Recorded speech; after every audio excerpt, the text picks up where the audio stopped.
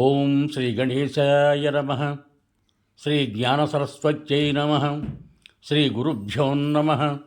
శ్రీ మహాగాయత్రీమాత్రే నమః. శ్రీ మహాగాయత్రీమాత యూట్యూబ్ ఛానల్కు అందరికీ సాదర స్వాగతం. ఆహ్వానించువారు కాశీవజ్జల సుబ్రహ్మణ్య శర్మ, నిడదవోలు. చిదంబర స్వామి అంతిమ భాగము కొనసాగింపు. చిదంబర స్వామి మహిమలు విని పామిడిలో ఒక స్త్రీ శ్రీవారిని ఆశ్రయించి సంతానం కోసం ప్రార్థించింది. ఒకనాడు ఆలూరు నుండి పామిడికి వస్తున్న స్వామికి ఆ స్త్రీ ఎదురుపడింది. స్వామి చిరునవ్వుతో సమీపించి ఆమె చుబుకాన్ని గిల్లి గాయపరిచారు. ఆమె వెంటనున్న బంధువులు, స్వామి మహిమలు తెలియని దైతరులు స్వామిని చితకబాది పినాకి నిండిన ఇసుకలో పూడ్చిపోయినారు. అది వర్షాకాలం కనుక నదికి వరదలు వచ్చాయి. 4 దినాలకు ప్రవాహం తగ్గిన తర్వాత పూడ్చిన స్థలంలో త్రవ్వితే స్వామి దిగ్గున లేచి నడవసాగారు. త్రవ్విన వాళ్ళు, రేవులోని రజకులు భయంతో పారిపోయారు. కొరది దినాలకే పాముకాటుతో ఆ స్త్రీ చనిపోతే శవ సంస్కారార్థం ఆమె శరీరాన్ని నదీ తీరానికి తీసుకువచ్చారు. స్వామివారు ఎక్కడి నుండో ఊడిపడ్డట్టు వచ్చి విషయం తెలుసుకొని తాము పూర్వం గిల్లిన చోట మరలా గట్టిగా గిల్లారు. పూర్వపు గాయంపై కట్టిన పక్కు ఊడబెరికినారు. ఆ ఘాటు నుండి పాము విషం బయటికి వెలువడి ఆ స్త్రీ లేచి చుట్టూ కలయదూచి స్వామికి పాదాభివందనం చేసింది. ఈ అద్భుత దృశ్యం చూసిన శవ్వాహకులు, బంధువులు, స్నేహితులు, గ్రామస్తులంతా స్వామి కారుణ్యాన్ని వెన్నోళ్ల పొగిడి జేజేలు పలికారు. తర్వాత ఆమెకు సంతాన భాగ్యం కూడా కలిగింది. ఆమె వారసులు ఈనాటికి పామిడిలో ఉన్నారు.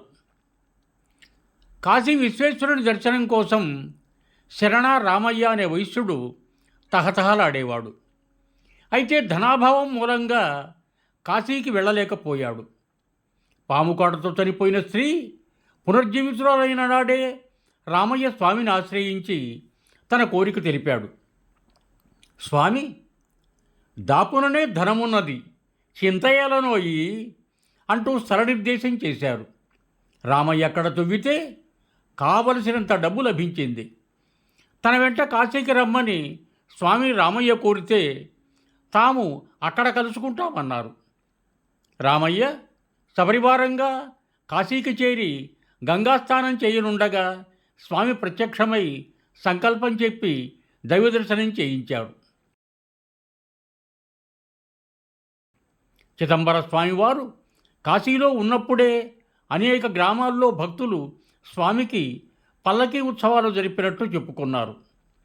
ఏకకాలంలో అనేక ప్రాంతాల్లో దర్శనమిచ్చి అందరి సేవలందుకున్న అద్భుతమూర్తి చిదంబర స్వామి.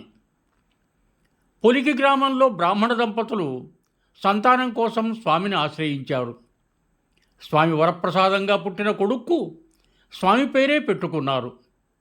12 ఏళ్ల తర్వాత ఆ బాలునికి స్వామివారే దీక్ష ఇచ్చారు. అతడు కాశీకి పోయి సమస్త విద్యల్లో ప్రవీణుడయి యోగ విద్యాపారమంది అనేక మహిమలు ప్రదర్శించి కడకు ద్రోణాచలం చేరాడు. చాలా కాలం ద్రోణాచలం చుట్టుపట్ల జనులకు ఆరాధ్యుడైన ఈ చిదంబర స్వామి ద్రోణాచలంలోనే సమాధి చెందాడు. కర్నూలు జిల్లా ఆలూరు నివాసి లింగబరిచ మల్లప్ప స్వామి చిదంబర స్వామి శిష్యుడై సన్యాసం స్వీకరించి పెనకచెర్లలో మఠం ఏర్పాటు చేసుకున్నాడు. మల్లప్ప స్వామికి కొప్పలకొండ నారపరెడ్డి, మరుట్ల పాపన్న, ఉరవకొండ మిడతల హంపయ్య, ఆలూరు పల్లికొండ ప్రభుతులు సన్నిహిత భక్తులు. నారపరెడ్డి ఆంతరంగిక భక్తుడు. ఒకసారి ఉరవకొండ వైరాగ్య మఠాధికారి కరిబసప్ప స్వామి వచ్చి మల్లప్ప స్వామి మఠంలో విడిది చేశారు. ఆనాడు మల్లప్ప స్వామి గురుదేవుల భజన గోష్ఠి చేస్తుండగా చిదంబర స్వామి వచ్చారు. స్వామిని స్వాగతించి ఏనుగుపై ఊరేగించారు. ఊరేగింపు సాగుతుండగానే స్వామి అదృశ్యులై కురువ బసన్న ఇంట్లో తేలి రాగి ముద్దలు తింటున్నారు. మల్లప్ప కరిబసప్ప స్వాముల బసప్ప ఇంటి నుండి స్వామిని తోడ్కొని వచ్చి వారి భుక్తశేషం సంకటి ముద్ద మహాప్రసాదంగా అందరికీ పంచారు. చిదంబర స్వామి ప్రజోత్పత్తి మాఘబహుళ దశమి నాడు మల్లప్ప మొదలైన భక్తులందరినీ పిలిచి తాము త్రయోదశి నాడు సాయంకాలం దేహం చాలిస్తామని, తమ దేహాన్ని అదే మఠంలోని మల్లె చెట్టు వద్ద సమాధి చేయవలనని, అందుకు కావలసిన ఏర్పాట్లు చేయండని ఆదేశించారు.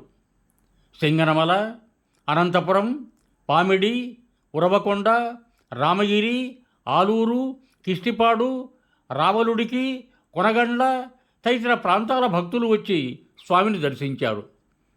మరుట్ల కరణం పాపన్న స్వామిని తమ గ్రామంలో సమాధి చేయ సంకల్పించి సర్వం సిద్ధం చేశాడు. స్వామి మాఘబహుళ త్రయోదశి నాడు మల్లికార్జున స్వామి దేవాలయంలో లంబికాయోగ నిష్ఠులైనారు. ఆయా గ్రామాల భక్తులు స్వామి దేహాన్ని తమ తమ గ్రామాల్లో సమాధి చేయాలనే ఆలోచనలో ఉన్నారు. పెనకచర్ల గ్రామం రెడ్డీకరణాలు స్వామిని పెనకచర్లలో సమాధి చేయవద్దన్నారు. మల్లప్ప స్వామికి గురుదేవులను పెనకచర్లలోనే సమాధి చేయవలనని తీవ్రేచ్ఛ. చిదంబర స్వామి సమాధి నుండి లేచి రెడ్డీకరణాలను శపించి పెనకచర్ల పాడవుతుందన్నారు. గ్రామ ప్రజలు భక్తులు ప్రార్థిస్తే స్వామి శాంతించి పెనకచర్ల రేపల్లెవాడవుతుందని ఆశీర్వదించి మరలా సమాధిలోనికి పోయారు. ఆనాటి స్వామి ఆశీస్సులు ఫలించి ఈనాడక్కడ పెన్నార్ ప్రాజెక్టు నిర్మాణం కావటంతో పెనకచర్ల అనంతపురం జిల్లాలో ముఖ్యమైన గ్రామంగా వాసికెక్కింది. చిదంబర స్వామి 3 దినాలు సమాధిలో ఉండి ప్రజోత్పత్తి మాఘబహుళ త్రయోదశి గురువారం శివరాత్రి 7/3/1872 నాడు సాయంకాలం తమ దేహం చాలించారు. భక్తులు శిష్యులు భజనలు చేసి స్వామి నిర్దేశించిన చోట విధి విధానోక్తంగా సమాధి చేశారు. ఏటేటా శివరాత్రి మొదలు 3 దినాలు స్వామివారి ఆరాధనోత్సవాలు జరుపుతూ మల్లప్ప స్వామి తనకు అంత్యకాలం సమీపించగానే కొప్పలకొండ నారపరెడ్డిని ధర్మకర్తగాను మఠాధికారిగాను నియమించి స్వగ్రామం ఆలూరుకు పోయి మఠం నిర్మించుకొని సమాధి అయినాడు. పెనకచర్లలో జరిగే ఆరాధనోత్సవాలకు కడప, కర్నూలు, బళ్ళారి మండలాల నుండి వేల సంఖ్యలో భక్తులు వస్తారు. అన్న సంతర్పణం జరుగుతుంది. నారపరెడ్డి తర్వాత అతని కొడుకు వెంకట్రెడ్డి, అటు తర్వాత అతని కొడుకులు చిదంబరెడ్డి, వెంకట్రామిరెడ్డి, పరమేశ్వరరెడ్డి ధర్మకర్తలై ఉత్సవాలు నిర్వహిస్తున్నారు. చిదంబర స్వామి ఆరాధనోత్సవాలు మరుట్ల, పెదపప్పూరు, మట్లగుంది గ్రామాల్లోనూ జరుపుతారు. వెంకటరెడ్డి కాలంలో రామానందులనే విరాగి చిదంబర స్వామి ఆలయ పూజారిగా ఉంటూ దేవాలయ అభివృద్ధికి కృషి చేసినాడు.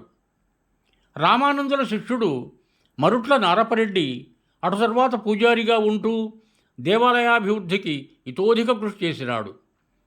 రెడ్డి ఇంకా 4 ఏళ్లకు పోతాడనగా అప్పాజీపేట ఉమామహేశ్వరుడనే యువకుణ్ణి దేవాలయ అర్చకుడుగా నియమించాడు. రామానందులను నారపరెడ్డి మఠం ఆవరణలోనే సమాధి చేసి ఆరాధనోత్సవాలు జరుపుతున్నారు. చిదంబర స్వామి యోగ శిష్యుల్లో ప్రముఖుడు పొలికి చిదంబర స్వామి. అనేక సిద్ధులు సాధించిన మహాపురుషుడు. ఆయన సమాధి ద్రోణాచలంలో ఉంది. పొలికి చిదంబర స్వామి యోగ శిష్యుడు కిష్టిపాటు వైష్ణవుడు తిక్కరంగయ్య స్వామి గొప్ప దిగంబరావధూత. ఆయన 100 ఏళ్లు పైగా జీవించి అనంతపురం, కడప, కర్నూలు జిల్లాల్లో అనేక మహిమలు ప్రదర్శించాడు. ఆయనకు పలుచోట్ల భక్తులు మఠాలు కట్టించారు. తిక్కరంగయ్య స్వామి సమాధి అనంతపురం గొంగడి రామప్ప నూనె మిల్లు ప్రహరీ వద్ద ఉంది. సంపూర్ణం. ఇవం భూయాత్. సర్వే జనా సుఖినో భవంతు. ధన్యవాదములు. మీకు నా ఈ వీడియో నచ్చినట్టయితే దయచేసి ఒక లైక్ కొట్టి మీ బంధుమిత్రులకు కూడా నా ఈ వీడియోను షేర్ చేయగలరు. అదేవిధంగా నా ఛానల్ శ్రీ మహాగాయత్రీ మాత యూట్యూబ్ ఛానల్ను సబ్స్క్రైబ్ చేయ ప్రార్థన. మరొక్క మారు ధన్యవాదములతో భవదీయుడు కాశీవజ్ర సుబ్రహ్మణ్య శర్మ, నిడదవోలు, తూర్పుగోదావరి జిల్లా.